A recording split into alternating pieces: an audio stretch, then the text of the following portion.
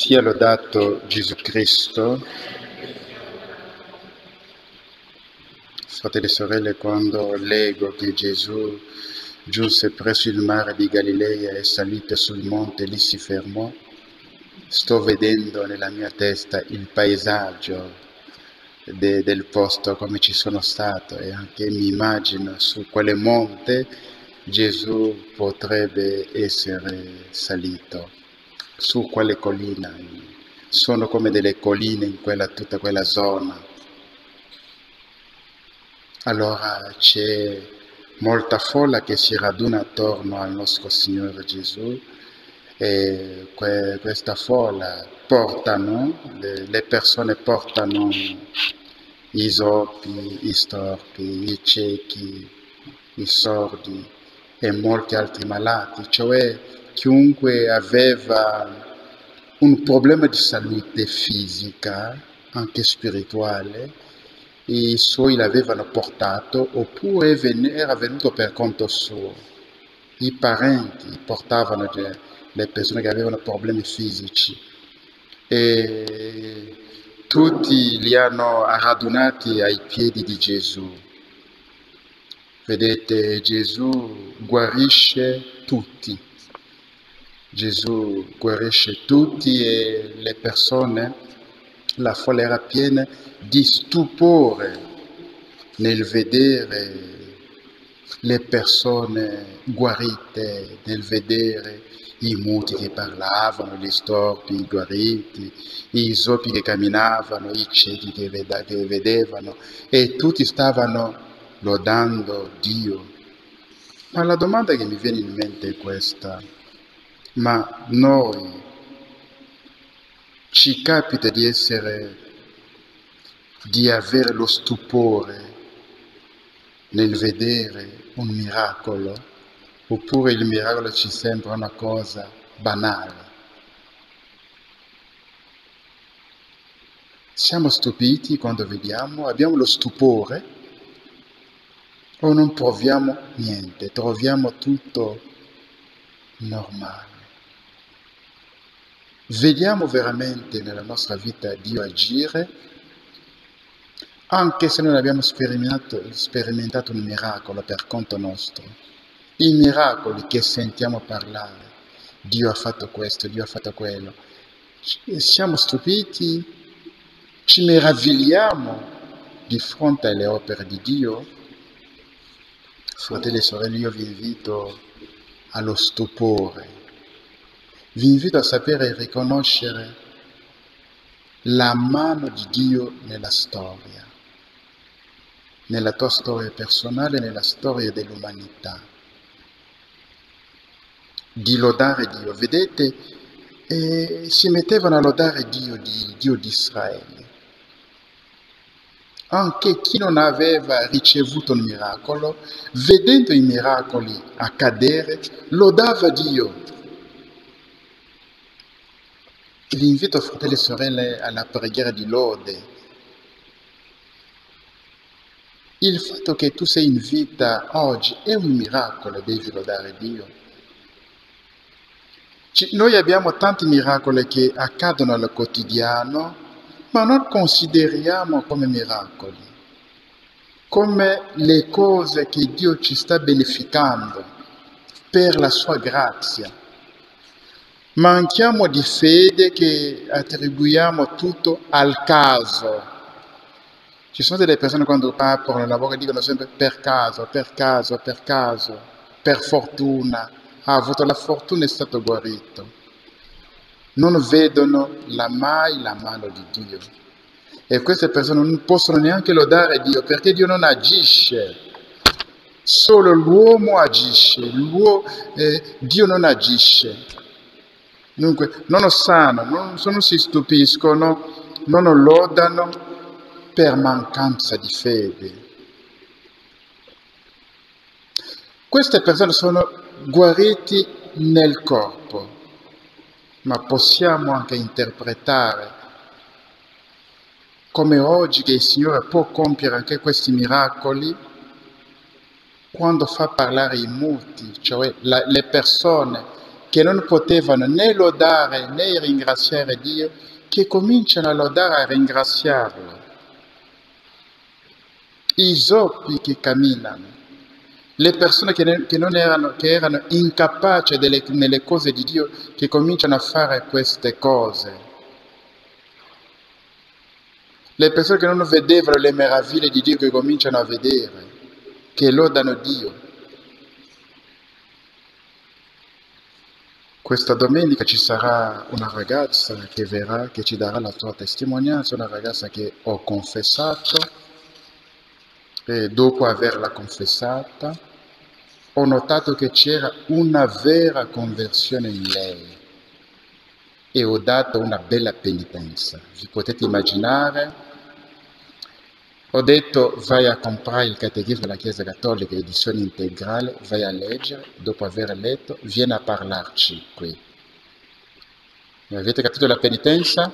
La ragazza è andata, dopo circa adesso 4-5 mesi, questa domenica verrà a dare la testimonianza della sua conversione e di che cosa ha letto nel catechismo della Chiesa Cattolica.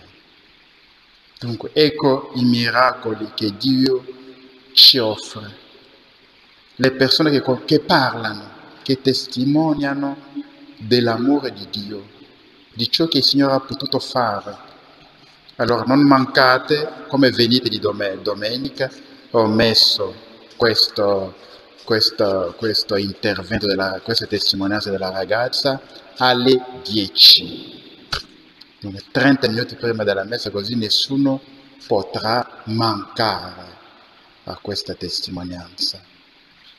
Dunque, il Signore, quando il Signore tocca un cuore e lo converte, è una guarigione spirituale. Questa persona forse era muta, era zoppa, non poteva camminare. E il Signore fa queste cose, oltre ai miracoli fisici che conosciamo e assistiamo, anche questo accade più volte, lo sappiamo. E poi Gesù chiama i suoi discepoli, dice: sento compassione per la folla. Fratelli e sorelle, Gesù sente compassione. La folla ha soltanto chiesto la guarigione dei suoi malati, ma la folla non ha chiesto una grazia che riguarda il materiale, il mangiare, i soldi, no. Ma Gesù provvede. Gesù vede che non hanno più da mangiare. Forse avevano portato da mangiare, ma tutto è finito, avendo fatto 3 giorni. Lì, ascoltando sempre Gesù, Gesù si accorge che non hanno più da mangiare.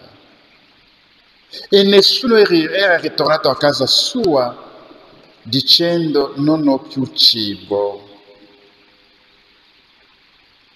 Fratelli e sorelle, impariamo anche a contare la provvidenza. Oggi la parola provvidenza non è pronunciata. Tutto viene programmato a tavolino. Non confidiamo nella provvidenza di Dio dicendo: Dio provvederà.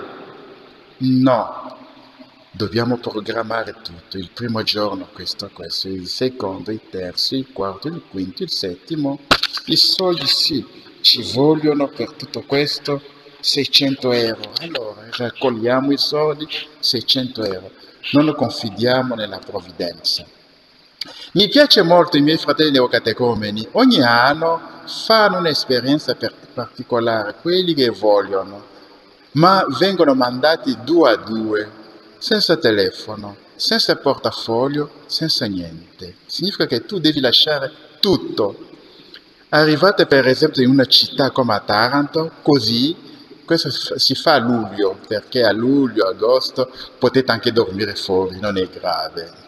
Allora vanno 2 a 2 in una città, arrivano così, senza niente. senza borsa, senza niente, e cominciano ad evangelizzare sulla strada. E dopo aver evangelizzato, chiedono l'alloggio a qualche parte dove possono dormire.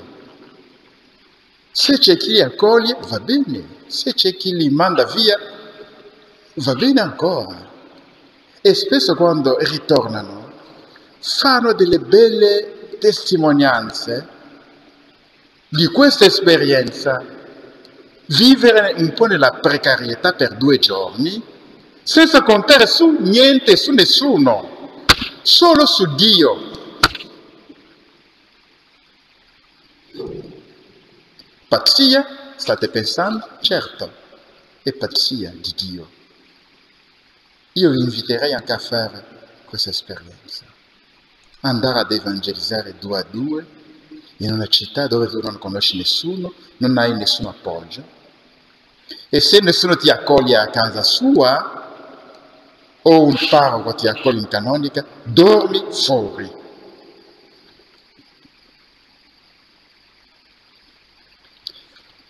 Vorrei insistere sulla provvidenza. Abbiamo perso il senso della provvidenza.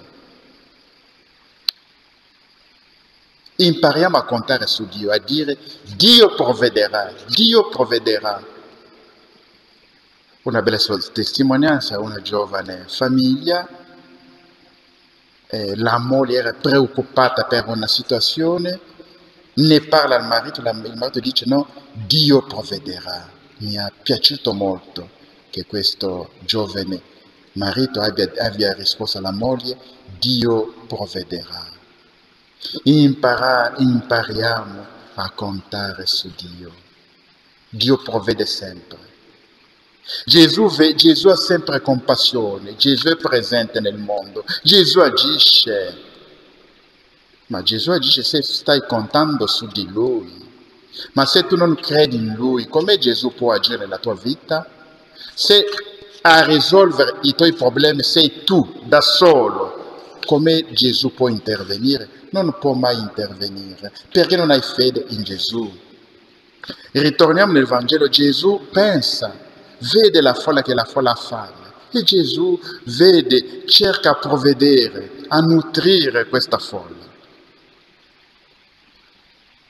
Spesso nei nostri problemi non pensiamo che Dio sta accanto a noi, pensiamo che siamo da soli, Dio ci ha abbandonato, mentre Dio è sempre con noi.